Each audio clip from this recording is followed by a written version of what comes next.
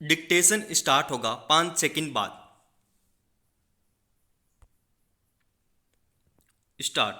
दुनिया की किसी भी समाज के सभ्य होने का पैमाना यह है कि वह स्त्रियों के अधिकारों को लेकर कितना लोकतांत्रिक है।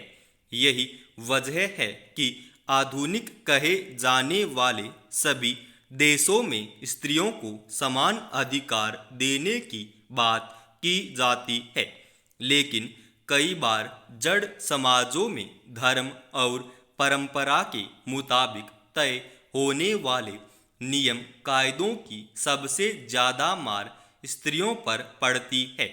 तालिबान की जीत के साथ ही अफगानिस्तान में एक सबसे बड़ी चिंता यह खड़ी हो गई है कि अब वहां की महिलाओं को लेकर शासन और समाज क्या रुख अपनाएगा।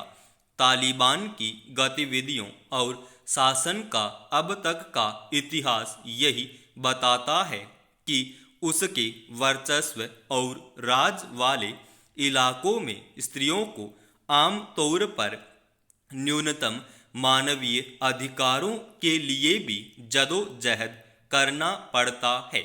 इसलिए एक बार फिर तालिबान का कब्जा होने के साथ साथ न केवल अफगानिस्तान में बल्कि दुनिया भर में यह चिंता और बहस का विषय बन गया है कि वहां की महिलाओं को अब शायद बहुत मुश्किलों का सामना करना पड़े। यूं काबुल पर जीत की खबर के बाद तालिबान की ओर से यह घोषणा हुई कि वह इस बार महिलाओं की शिक्षा, दीक्षा और कामकाज को लेकर उदार रुख अपनाएगा। तालिबान ने देश के लोगों के लिए कुछ करने, उनकी जिंदगी सुधारने के साथ साथ महिलाओं के अधिकारों का सम्मान करने और उन्हें सरकार में भी शामिल करने की बात की। लेकिन इस तरह के आश्वासनों का मतलब तभी बनता है जब इस विचार पर आधारित नीतियां बने और जमीनी स्तर पर अमल में भी आए। विडंबना यह है कि टीवी एंकरों को बाहर करने जैसी कुछ खबरों से तालिबान के राज में महिलाओं के जीवन से जुड़ी आशंकाएं सच होती दिखाई पड़ रही है। एक खबर यह भी आई कि तालिबान ने आम जनजीवन के क्षेत्र में शरिया के तहत यह नियम कायदों को लागू करेगा। अगर ऐसा हुआ तब संभव है कि वहां महिलाओं को न केवल शिक्षा, दीक्षा, कामकाज और सार्वजनिक जीवन में भागीदारी से बल्कि न्यूनतम मानवीय अधिकारों से भी वंचित होना पड़े। दरअसल महिलाओं को लेकर तालिबान का अब तक का इतिहास बेहद नकारात्मक रहा है और बहुत मामूली बातों पर भी वह बर्बर सख्त सजाएं देने के लिए बदनाम रहा है। यह कल्पना भी दहला देती है कि तालिबान के तय कायदों से इतर किसी स्त्री की पुरुष से मित्रता या संबंध को अपराध माना जाए और इसके लिए महिला को सार्वजनिक तौर पर कोड़े से मारा जाए। यह बेहद पिछड़ी, सामंती और पितृसत्तात्मक मूल्यों वाले समाज में ही संभव है। अफसोस की बात यह है कि जिस दौर में मानवाधिकार समूची दुनिया में एक सबसे बड़ा मानक है, तालिबान को इन कसौटियों से कोई फर्क नहीं पड़ता। वह बेवजह नहीं है कि अफगानिस्तान के बौद्धिक जगत से जुड़ी कई महिलाओं ने दुनिया के अन्य देशों से संवेदनशील होने और आगे आने की गुजारिश की है। खुद अफगानिस्तान में कुछ जगहों पर महिलाओं ने तालिबान के सामने अधिकारों को लेकर आवाजाही उठाई है। जाहिर है, तालिबान के इतिहास को देखते हुए वहाँ की महिलाएं अपने भविष्य को लेकर बेहद डरी हुई हैं।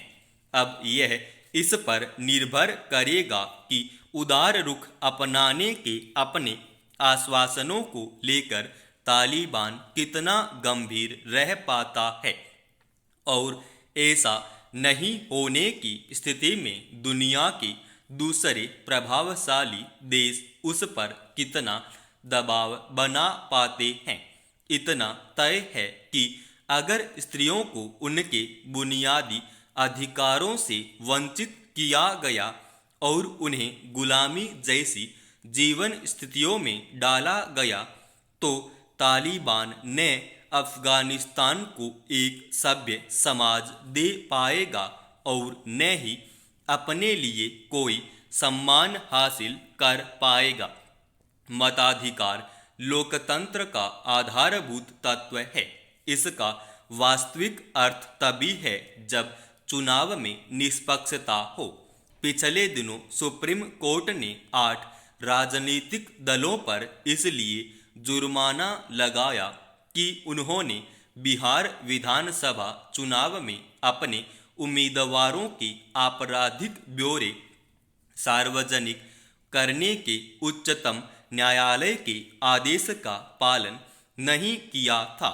इस पर तिल्ख टिप्पणियां करते हुए सुप्रीम कोर्ट ने कहा कि राजनीतिक व्यवस्था के अपराधीकरण का खतरा बढ़ता जा रहा है।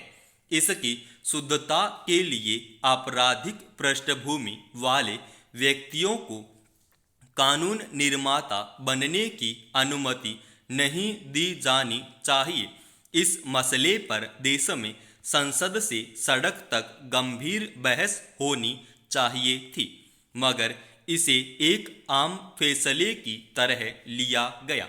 हमारे राजनेता मूल मुद्दों से जनता का ध्यान भटकाने और गैर जरूरी मसलों पर बहस की कला बखूबी जानते हैं। अपराध और चुनाव का संबंध बड़ा पुराना है। 70 और 80 के दशक में जब जातिवादी राजनीति का प्रभाव बढ़ने लगा, तब जातिवाद के सहारे उभरने का प्रयास कर रहे नेताओं ने अपने जाति विशेष के अपराधियों का इस्तेमाल बूथ लूटने, मतदाताओं को डराने धमकाने, विरोधी दलों के प्रत्याशियों की हत्या कराने आदि में किया। फिर से ये अपराधी राजनीतिक दलों और नेताओं की जरूरत बनते गए। इन अपराधियों ने भी अपने राजनीतिक रिश्तों का इस्तेमाल करके अपनी समांतर सत्ता स्थापित कर ली। फिर इन अपराधियों को लगने लगा कि जब वे किसी को चुनाव जितवा सकते हैं तो खुद भी जीत सकते हैं। इससे उनको कानूनी संरक्षण भी मिल जाएगा। फिर 90 के दशक में इन अपराधियों ने स्वयं लोकसभा और विधानसभा चुनावों में ताल ठोंकनी शुरू कर दी। शुरू में क्षेत्रीय दलों ने इन्हें अधिक प्रश्रय दिया। इसके 2 कारण थे। पहला, समाजवाद के परोक्ष प्रभाव में जातिवादी राजनीति का तेजी से उभार। ऐसे में जाति विशेष के अपराधी इन दलों के प्रभाव प्रसार में विशेष लाभकारी सिद्ध हुए। जो काम भाषणों, वादों, धन वितरण, प्रसिद्ध व्यक्तित्व या फिल्मी सितारे नहीं कर पाते थे, वह आसानी से बंदूक के बल पर हो जाता था। जब क्षेत्रीय दलों ने यह तरीका अपनाया तो राष्ट्रीय दलों ने भी असामाजिक तत्वों को झाड़ पोंछकर अपने यहाँ भर्ती करना शुरू कर दिया। नतीजा यह हुआ कि धड़ल्ले से हर राजनीतिक दल के मार्फत गुंडे और डकैत माननीय नने लगे। सबसे आश्चर्यजनक जेल से चुनाव लड़ने का अधिकार है। अगर सयायाफ्ता लोग चुनाव लड़ सकते हैं तो फिर देश के सारे कैदियों को मतदान का अधिकार दे दिया जाना चाहिए। समाप्त।